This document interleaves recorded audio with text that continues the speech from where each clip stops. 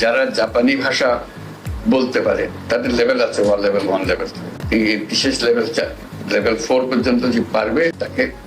বাংলাদেশ থেকে যারা জাপানে যেতে চায় কর্মী, তাদেরকে বিনামূল্যে প্রশিক্ষণের ব্যবস্থা করবে, সনদ দেওয়ার ব্যবস্থা করবে এবং বিনা অভিবাসন ব্যয়ে জাপানে কর্মসংস্থানের সুযোগ দেওয়া হবে। আসসালামু আলাইকুম everyone, welcome back to the review. আপনারা যারা সরকারিভাবে ভাষা শিখে সরকারিভাবে বিদেশে যেতে যাচ্ছেন, আজকের ভিডিওটি শুধুমাত্র তাদের জন্য। কারণ আজকের এই ভিডিওটির মাধ্যমে আপনি জানতে পারবেন আপনি কিভাবে সরকারিভাবে ভাষা শিখে সরকারিভাবে বিদেশে যাইতে পারবেন।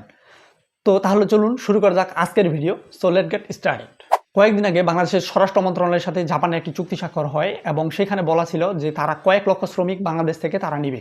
তবে কন্ডিশন হিসেবে তারা বলে যে বাংলাদেশের যেগুলো শ্রমিক তাদের দেশে তারা নিবে তাদের যেন ভাষাটা যেন তাদের শেখা হয় জাপানিজ যে ভাষাটা, এবং এই যে ভাষা শেখার প্রক্রিয়াটা তারা নিজেই জাপান থেকে মানুষ দিয়ে, তাদের নিজের ট্রেনার দিয়ে জাপান থেকে দিয়ে বাংলাদেশে তাদেরকে ভাষাটা শিখে তারপরে তাদের দেশে নিবে।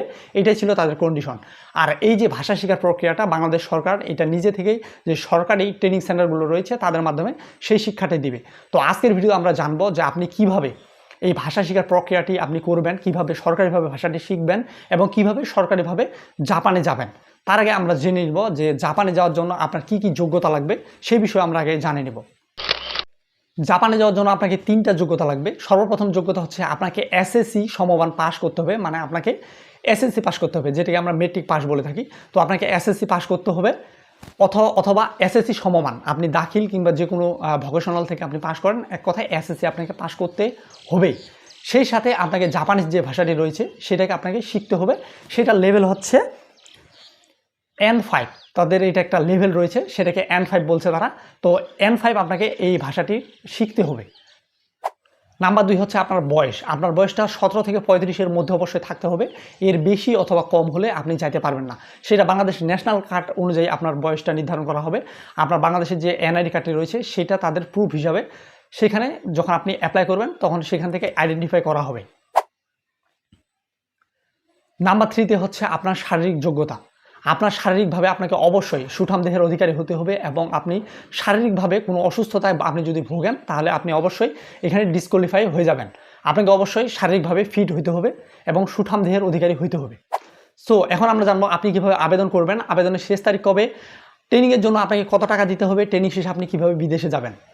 সো আপনারা সবাই আপনাদের সুবিধার্থে বলে দিচ্ছি যে বর্তমান ট্রেনিংয়ের জন্য যে আবেদনটি সেটি শুরু হয়ে গেছে, বর্তমান চলতেছে এবং এই শেষ তারিখ হচ্ছে আবেদনের শেষ তারিখ হচ্ছে 24 আগস্ট 2025 বিকাল 4টা পর্যন্ত। সো আমি আবার বলে দিচ্ছি 24 আগস্ট 2025 বিকাল 4টা পর্যন্ত। প্রার্থীর পরীক্ষা নেওয়া হবে, পরীক্ষার জন্য যে আসতে বলা হবে পরীক্ষায় অংশগ্রহণ, সেটা 25 আগস্ট 25 তারিখে অবশ্যই আপনাকে পরীক্ষার জন্য আপনাকে ডাকা হবে। এখন কথা হচ্ছে ফলাফলটা বের হবে কোন ওয়েবসাইটে এবং আপনি আবেদন কোন ওয়েবসাইটে করতে পারেন। তো স্ক্রিনে দেখতেছেন এখানে একটি ওয়েবসাইট দেখাচ্ছে। আপনি চাইলে এই ওয়েবসাইটে আপনার যে আবেদনের ফলাফলটি সেটি এই ওয়েবসাইটে দেখতে পারবেন এবং আপনি এই ওয়েবসাইটে গিয়ে আপনি আবেদন করতে পারবেন। আর আপনারা যারা ফর্মটি জমা দিবেন তারা চাইলে আপনাদের যে ফলাফলটি বের হবে তারা নিম্নত ওয়েবসাইটে আপনারা চেক করতে পারেন। আমি ডেসক্রিপশনে লিঙ্কটি দিয়ে দিলাম, তারপর আমি স্ক্রিনে দিয়ে দিচ্ছি www.bkttc.dhaka.gov.bt এই ওয়েবসাইটে আপনি চাইলে সেই বিস্তারিত আপনার ফলাফলটি দেখতে পারেন, অথবা আমি যে ডেসক্রিপশনে লিঙ্কটি দিয়ে দিচ্ছি সেখানে চাইলে বিস্তারিত দেখতে পারবেন ফর্মের জন্য এবং ফলাফল আপনি চাইলে সেই লিঙ্কে ক্লিক করে আপনি আপনার রেজাল্টটি দেখতে পারবেন।